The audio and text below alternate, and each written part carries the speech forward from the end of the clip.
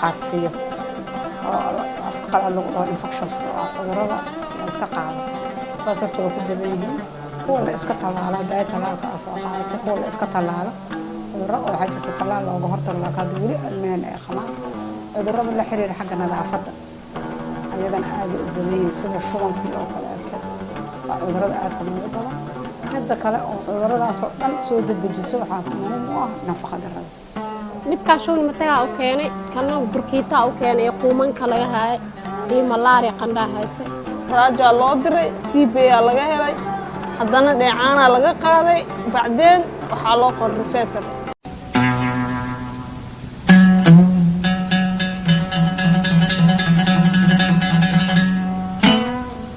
waxaa aad ayagana noogu badan cudurrada tallaalka looga hortagi lahaa oo ay ka mid tahay jadeecada TB-da xiiq dheerta teetanada waa cudurrada ugu badan oo hadda aan dhihi karno tallaalkan waa looga hortagi karaa welina magaaladii sideedu u jira tallaalka ma aaminsan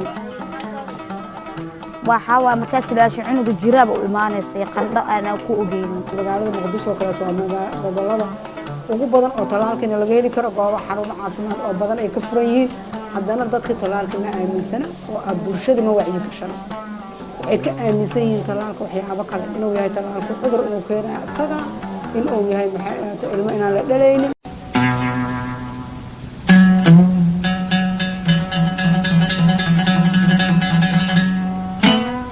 salaamahan gurigoodan ku dhalay wallaahi ma yar kaabkan indhiyan ku dhaliyay qaarkood waa kuwaan oo kale ama waa qaadi yahay waxaa aad u badan ku guryaha ku dhalay annaga waxaan ognahay ilmo badanaa naloo keenaa ilmaha wax laga qadaa jirto oo cunugaan intaan ku dhasho marka la weydiiyo badankood guryahay ku dhalaan ma aaminsan inay isbitaallada ama xarumaha caafimaadka dhan aad u yartahay daruufo jira ha ahaato marna aqoon darraha u ahaato wallaahi ilaa habeenkii ilaa maalintii markii la qiyaaso 3 2 badanaas salaamo kale iska dhaqan waa isla mid aniga foshada way sahlanay guriga ku dhigtay khatar aad u badan in guri lagu dhalo marka guri lagu dhalaayo nadaafadda waa yar tahay maxay marka hooyada hadday khatar gasho wax lagu badbaadiyo ma yaalaan hadday cunuga dhali weyso ay qalliin iyo wax u baahato ma jirto ama hooyada cunug horta marka hore asaa dhimanayo kadib haddii wax la qabo waa in hooyooyinteena u dhintaan marka waa waxyaabo oo khatar dhiig baxa imaan karo wax badan oo guryaha marka lagu dhalayo khatartooda aad u badan sidee looga hortagi karaa dhibaatooyinka caafimaad ee jira ee sii kordhaya ee la xiriira fahan la'aanta bulshada ama aqoon la'aanta ka hortagga cudurrada ama waxyaabaha sababa dhibaatooyinka caafimaad darro kuwaasay u badan yihiin carruurta iyo haweenka dariiqaysa ay tahay in loo maro fahamka bulshada ee la xiriira ka hortagga cudurrada dabcan wacyigelin waagii hore waa la samayn jiray laasasaan kuu sheegay wacyigelinta naftigeeda ayaa waxay ku xiran tahay duruufaha dadka la wacyigelinaya ku xiran tahay gobollada ay ku xiran tahay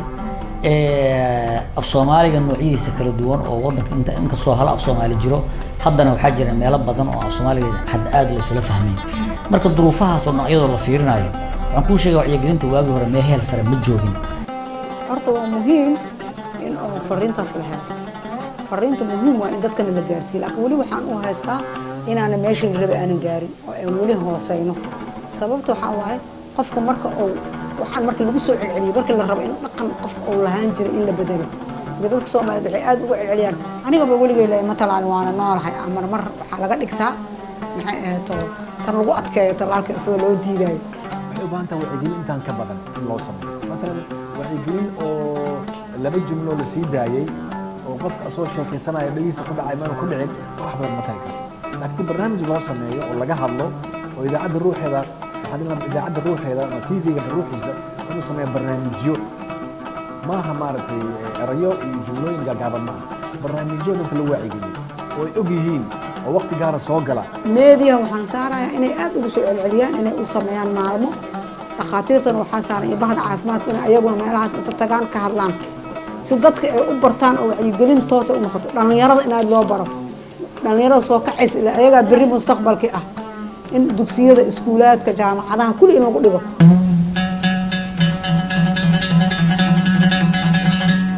meediyo maanta wax walba oo adduunka maanta jira asaga laf dhabar u ah